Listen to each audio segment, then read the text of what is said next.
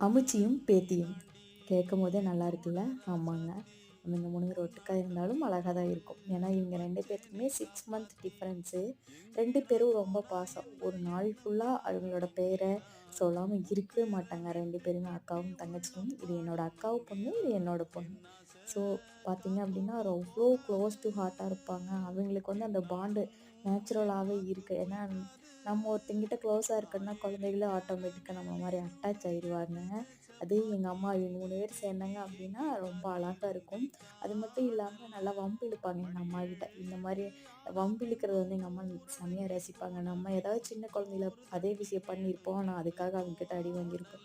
இப்போ அவங்க பேத்தி பண்ணும்போது அதை அழகாக ரசிப்பாங்க. அதுதான் வந்து அதோட அந்த உறவோட நேச்சர்னு நினைக்கிறேன். பட் எனக்கு கிடைக்காத ஒரு சந்தோஷம் என் குழந்தைகளுக்கு கிடைச்சிருக்கிறப்போ எனக்கு ரொம்பவே சந்தோஷமா இருக்குது. நீங்கள் என்ன இதை பற்றி நினைக்கிறீங்க அப்படின்னு கமெண்ட்ஸில் சொல்லுங்கள்.